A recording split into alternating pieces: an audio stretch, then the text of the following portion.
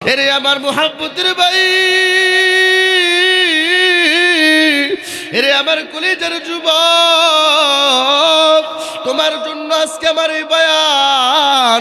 এরে বাবা, জীবনে কত গুনাহ করছো, এমনও গুনাহ তোমার জিন্দেগিতে আমার জিন্দেগিতে আছে যেই গুনাহের কথা আজও পর্যন্ত তোমার আমার মনে নাই, অথচ আল্লাহ তাআলা কিন্তু রেকর্ড করে রাখলেন, ফেরেশতারা কিন্তু লিপিবদ্ধ করে রাখলেন। এ আমার কলিজার যুবক, খবরদার অনুরোধ করে বলি, ওই গুনাহ নিয়ে মাওলার খবরে যাও না, ওই গুনাহ মাফ করায়া এরপরে মাওলার খবরে যাও। এরে আমার কলিজার যুবক, তুমি যদি পাটা গায়ে দাও, আমি তোমার পায়ের ভিতরে হাত দিয়ে বলতে রাজি, আজকের এই মাহফিল থেকে তওবা করে গুনাহটাকে বাদ দিয়ে দাও, গুনাহ থেকে জীবনটাকে মাইনাস করে দাও। এরে আমার মুহাব্বতের যুবক, না রে বাবা না, মৃত্যুর তো কোনো গ্যারান্টি নাই। তাকায় দেখো না রে বাবা, তোমার আমার মতো কত যুবক ওই রোড অ্যাক্সিডেন্ট হয়ে মারা গেল, তোমার আমার মতো কত যুবক ওই ঘুমের ঘরে স্ট্রোক করিয়া মরিয়া যায়, তোমার আমার মতো কত যুবক এ বাবা হার্ট অ্যাটাক করে মরিয়া যায়। বাবারে, তোমারও তো এই কবরে যাওয়া লাগবে, আমারও তো এই কবরে যাওয়া লাগবে। তবে বাবা অনুরোধ করে বলি, গুনাহ নিয়ে যাও না, যাও না, কারণ ওই কবরের এক সেকেন্ডের আযাব সইতে পারবা না। এরে আমার মুহাব্বতের বিদ্যু বাবাজি, এ বাবা দিলটা নরম করিয়া দেন, ডানে ভাবে নজর করে দেখে। গত বছর এই মাহফিলের ভিতরে আল্লাহর যে বান্দারা ছিল, আজকে তাকে দেখে তাদের ভিতরে অনেকে নাই, তারা আজকে এই কবরস্থানে কবরে ঘুমায়। আল্লাহর বান্দা এবছর মাহফিলে বসলেন, আগামী বছর আবার বসতে পারবেন কিনা না না কোনো গ্যারান্টি নেই। এ বাবা, আপনার খেলার সাথীরা কবরে চলে গেল, আপনার কত বন্ধু কবরে চলে গেল, আপনার কত ভাই কবরে চলে গেল, আপনার মা বাবাও তো কবরে চলে গেল, দুনিয়ায় কেউ থাকে না। এ বাবা, সবাই কবরে যায়, আপনারও থাকা হবে না। বাবারে, সময়ের ব্যবধানে সবাইকে কবরে যাইতে হবে। আল্লাহ তাআলা বলেন, আইনামা তাকুনু ইদরিকুমুল মাউত ওয়ালাউ কুনতুম ফি বুরুজিম মুশাইয়াদা। আল্লাহ ডাকতে বলে, দুনিয়ার মানুষ, মৃত্যুর থেকে বাঁচার জন্য কোথায় পালাবি? মৃত্যুর থেকে বাঁচার জন্য কোথায় পালায়ন করবি? ওয়ালাউ কুনতুম ফি বুরুজিম মুশাইয়াদা। এরে দুনিয়ার মানুষ শোনো, ওই মৃত্যুর থেকে বাঁচার জন্য যদি তুমি লোহার দুর্গের ভিতরে, লোহার খাঁচার ভিতরে যদি পালাও, মৃত্যু তোমার সামনে হাজির হয়ে যাবে, আর সময় লাগবে না। বাবারে, ওই কবরে তোমারও যাওয়া লাগবে, আমারও যাওয়া লাগবে। তবে বাবা, গুনাহ নিয়ে কবরে যাও না, কারণ ওই কবরের কথা নবী হাদিসের ভিতরে জানাইলেন, আল কবরু রাউযাতুম মির রিয়াজুল জান্নাহ আও হুফরাতুম মিন হুফারিন নার। নবী ডাক দেয় বলে, উম্মত, ওই কবরটা কারোর জন্য জাহান্নামের গর্ত হয়ে যাবে, আবার কারো কারোর জন্য জান্নাতের বাগান হয়ে যাবে। এরে আমার মুহাব্বতের ভাই, কবরটা কাদের জন্য জান্নাতের বাগান হবে? এই দুনিয়ায় যারা ঈমান আনয়ন করার পরে নেক আমল করবে, যারা নামাজ পড়বে, রোজা রাখবে, হজ করবে, যাকাত দিবে, তাদের জন্য ওই কবরটা তো জান্নাতের বাগান হয়ে যাবে। কিন্তু বাবা, যাদের ঈমানটা বড় দুর্বল, আমলটা বড় কম, তাদের জন্য কবরটা কেমন হয়ে যাবে? এ বাবা, মুহূর্তের মধ্যেই তাদের জন্য কবরটা জাহান্নামের গর্ত হয়ে যাবে, সময় লাগবে না। এরে আমার মুহাব্বতের ভাই,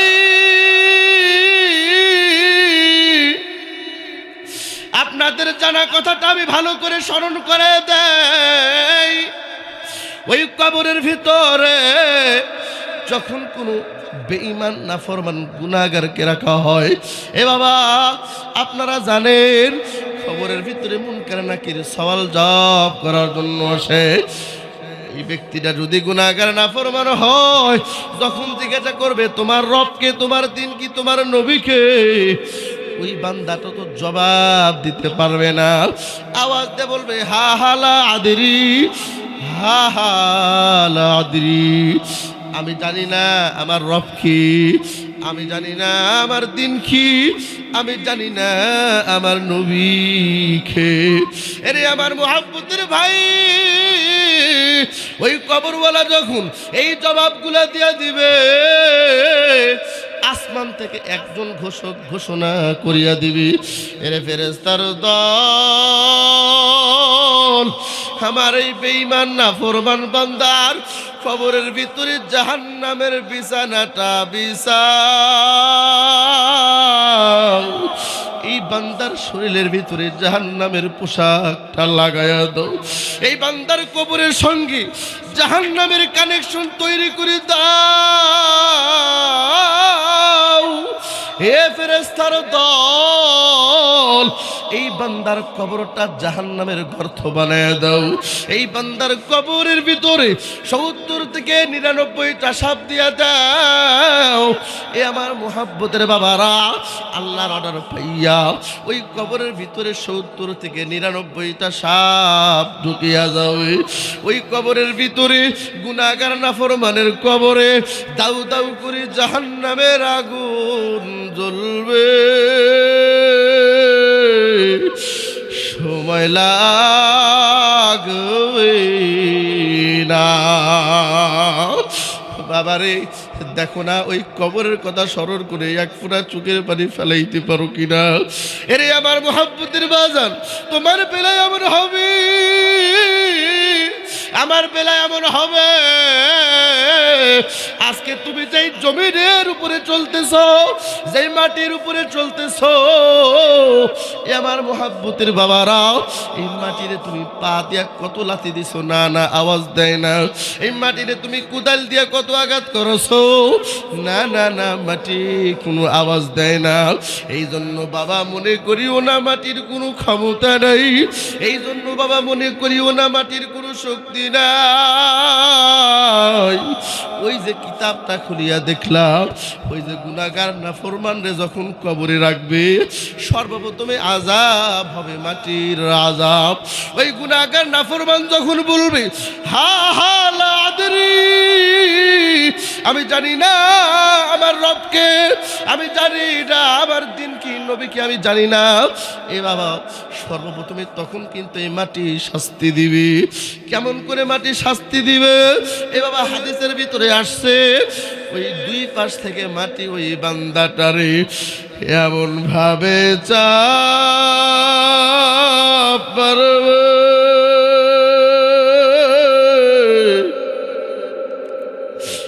নবী বলে সাহাবীরা আমি নবীর হাতের দিকে তাকায়া তাকায়া দেখো, এই যে এক হাতের আঙ্গুল অপর হাতের ভিতরে যেমনে ঢুকে যায়, ওই কবরের ভিতরে যখন কোনো গুনাহগারকে মাটি এমন ভাবে চাপ দিবে, মাটিটা চাপ দেওয়ার সাথে সাথে গুনাহগারের এক পাজরের হাড্ডিগুলো অপর পাজরের ভিতরে ঢুকিয়া যাবে। গুনাহগার নাফরমান সহ্য করতে না পারিয়া গলা দিয়া চিৎকারের আওয়াজ দিবে, সইতে পারবে না। বাবারে চিন্তা করে দেখো, তোমার আমার সাথেও যদি এমন আচরণ হয়, তোমার আমার বেলায়ও যদি এমন হয়, কেমনে সহ্য করবা? এরে আমার সিরাজপুরের মুসলমান বাবাজিরা ও আমার কলিজার যুবক ভাইয়েরা, দেখো না তারপরে কেমন হবে। ওই যে মাটি যখন গুনাহগারের চাপ দিয়া দিবে, সহ্য করতে না পারিয়া ওই গুনাহগার নাফরমান চিৎকার করবে, এমন ভাবে চিৎকারের আওয়াজ দিবে গলা ফাটিয়া রক্ত পর্যন্ত বাহির হয়ে যাবে। ওই নাফরমানের আওয়াজ দুনিয়ার পশু পাখির কানেও পর্যন্ত যাবে, দুনিয়ার মানুষের কানে আওয়াজ যাবে না। আমার বাবারা, কোন সন্তানের জন্য পাগল হইছ? সন্তানটা তোমার আমার আপন না রে বাবা।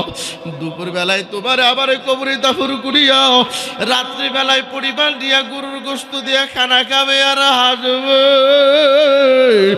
এ আবার মুহাব্বতের বাবারা, অথচ সন্তানের ভবিষ্যতের দিকে তাকায় তুমি কোনোদিন যাকাত দাও নাই। সন্তানের ভবিষ্যতের দিকে তাকায়া সম্পদ গোছাইতে গিয়া নামাজটাও সঠিকভাবে তুমি পড়ো নাই। এ বাবা, রমজানের রোজাটাও রাখো নাই। বাবারে তাকায় দেখো, সন্তান কিন্তু তোমার আপন হবে না। এ বাবা, কেমন হালত হবে জানো? ওই গুনাহগার নাফরমানটা কবরের ভিতরে চোখের পানি ছেড়ে কাঁদবি। কেমন কাঁদতে জানো? ওই বেঈমান চোখের পানি ছেড়ে এত বেশি কান্না করবে। কিতাবের ভিতরে আসছে ওই গুনাহগারের চোখের পানির কারণে ওই কবরের মাটি পর্যন্ত কাদা হয়ে যাবে। এত বেশি কান্না করার পর আল্লাহ তারে মাফ করবে না। বাবারে, অথচ এই জান্নাতের বাগান, এই কোরআনের মাহফিলটা কেমন জায়গা? এই জায়গায় তোমার বেশি পরিমাণ কান্না করা লাগবে না। এক ফোঁটা চোখের পানি যদি নিজের গুনাহের কথা স্মরণ করিয়া ফেলাইতে পারো, নবী বলে মান বাকা মিন খাশিয়াতিল্লাহি হারামাল্লাহু আলাইহিন নার।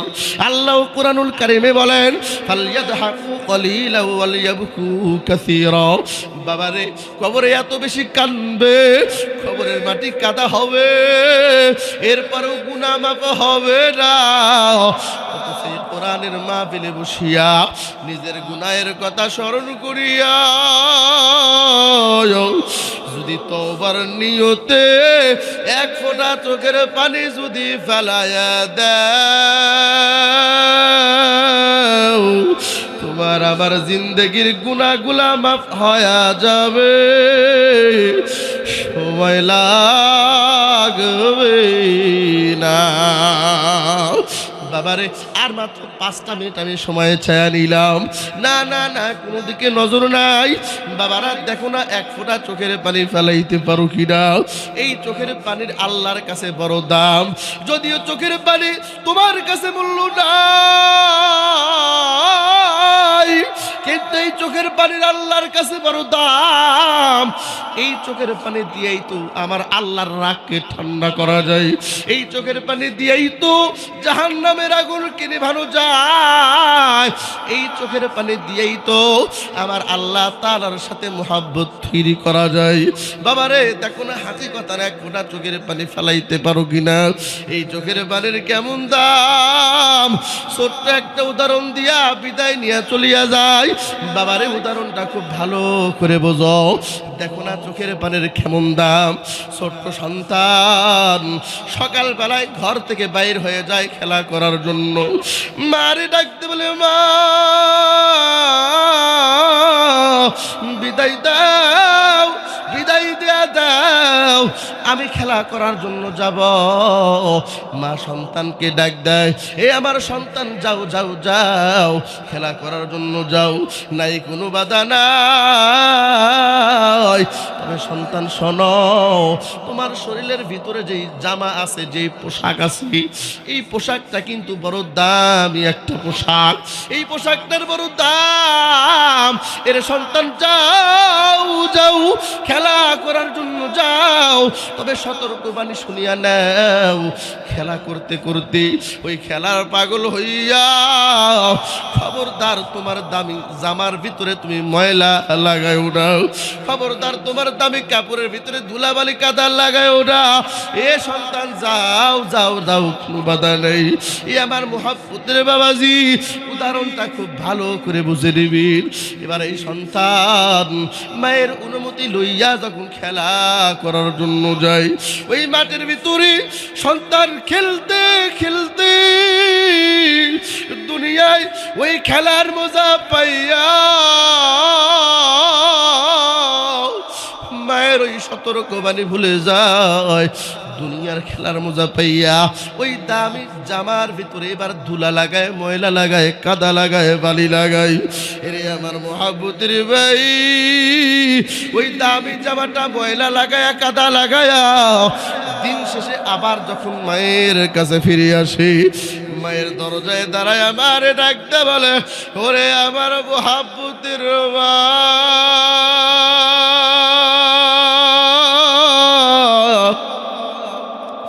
তাকে দেখো আমি তোমার সন্তান, সারাদিন তোমার কাছে ছিলাম না, নাও না আমার একটু তুমি কোলে জোড়ায় নাও না, একটু আদর করো না। এবার ওই মা যখন সন্তানের দিকে তাকায়, সন্তানের দিকে তাকায় দেখে সন্তানের ওই কাপড়ের ভিতরে ধুলা বালির অভাব নাই, সন্তানের জামার ভিতরে কাদা লাগানো, ময়লা লাগানো। এবার মায়ের দিলের ভিতরে রাগ এসে যায়। মা এবার রাগ করিয়া সন্তানরে ডাক দেয়, এরে সন্তান যা দূরে চলিয়া যা, আমি তোরে বলেছিলাম খেলা করো, বাধা নাই, তবে তোমার দামি কাপড়ের ভিতরে যেন ময়লা না লাগে। এরে বাবা, তাকে দেখলাম তোমার কাপড়ের ভিতরে ধুলাবালি ময়লা কাদার অভাব নাই। না না না, যাও, আমি মা তোমার আজকে কোলেও নিব না, আদরও করবো না। এরে আমার মুহাব্বতের ভাই, সন্তান যখন দেখে মা দূরে সরায় দেয়, সন্তান এবার মায়ের দরজায় বসিয়া চোখের পানি ছাড়িয়া জমিনের ভিতরে গড়াগড়ি দেয়, চোখের পানি ছাড়িয়া মার মুহাব্বত নিয়ে ডাক দেয়, মা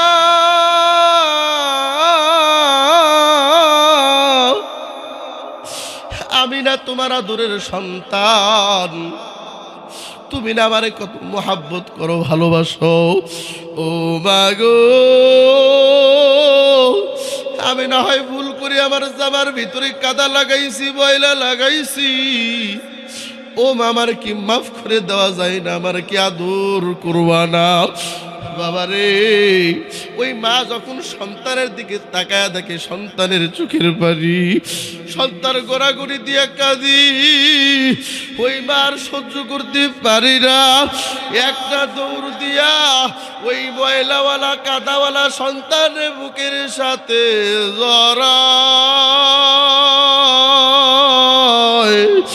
সময় লাগে না। মা ওই ময়লাওয়ালা সন্তানের বুকের ভিতরে জড়ায়া বারবার গালের ভিতরে, বুকের ভিতরে চুমা দেয়, আর রাখতে বলে বাজার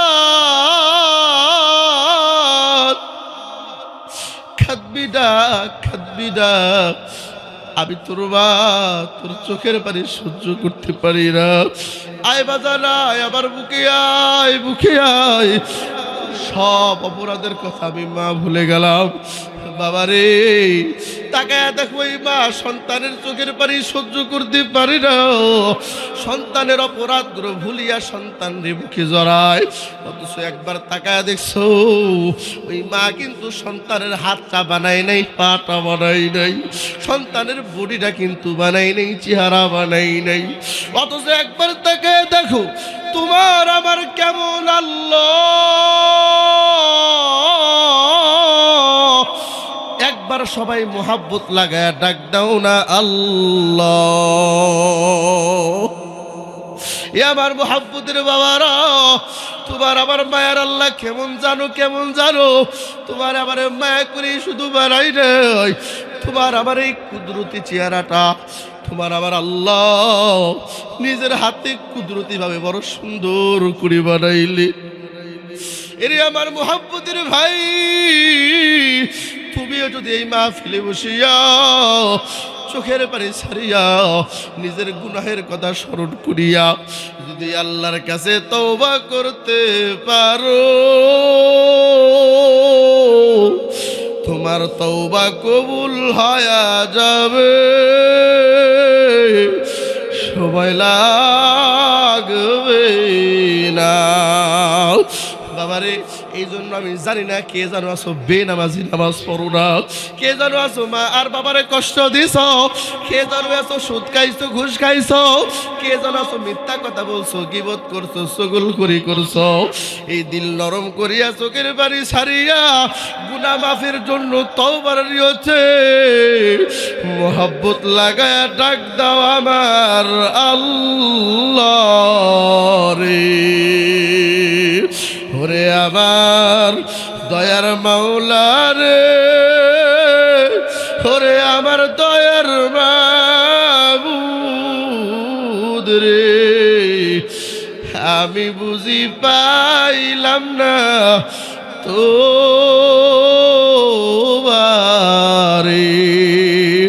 বাবার এবার তওবা করো। কে জানো আছো নামাজ পড়ো না, কে জানো আছো রোজা রাখো না, কে জানো আছো মার বাবারে কষ্ট দিছ, কে জানো আছো চগলখড়ি করছো গুনাহ করছো মিথ্যা কথা বলছো। সবাই একবার তওবার নিয়তে আল্লাহরে ডাক দেয়া বলো, হায় আল্লাহ,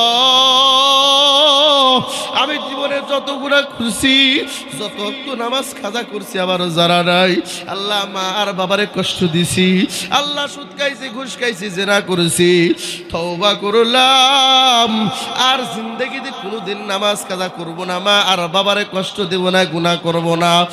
এমন খাঁটি তওবার যদি নিয়ত হয়, সবাই দুটো হাত টান টান করে আল্লাহরে দেখায়া দাও, সবাই দুটো হাত টান টান করে আল্লাহরে দেখাও আর মোহাব্বত লাগায়া ডাক দাও আল্লাহ,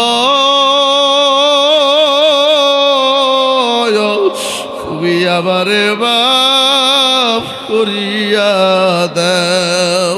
আল্লাহ গাছ লাগানোর মালিক আমি, ফল দেওয়ার মালিক তুমি আল্লাহ। টাকা দেখো এই মানুষগুলো চোখে পানি দিয়া তওবা করতেছে আর জিন্দেগিতে কোনোদিন গুনাহ করবে না।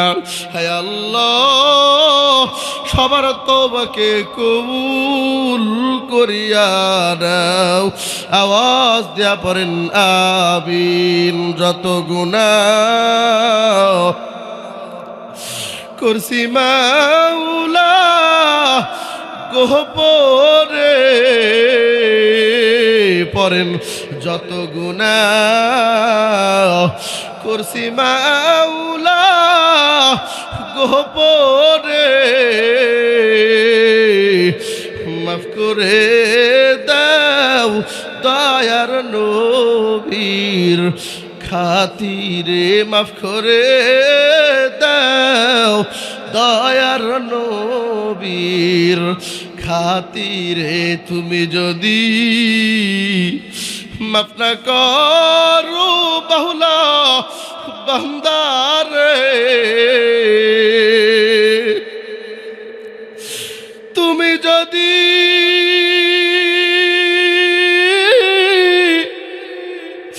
মাফ না করো মাওলা বান্দারে,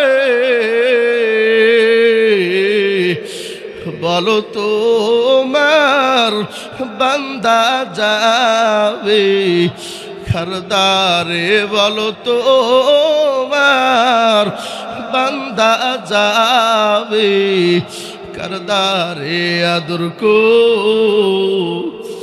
রিয়া মানুষ আল্লাহ বানায়া, আদর কো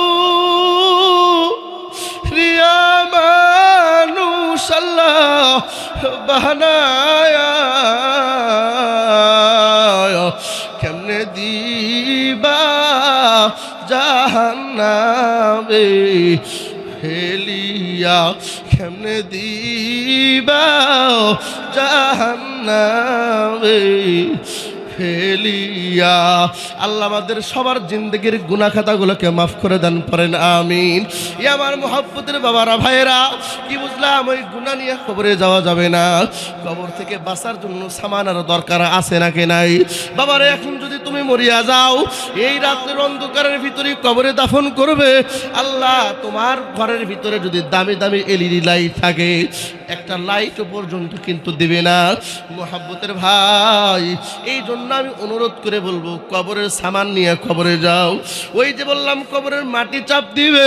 এই দুনিয়ায় তুমি যদি নামাজ পড়তে পারো, ওই নামাজ তোমার বন্ধু হয়ে যাবে।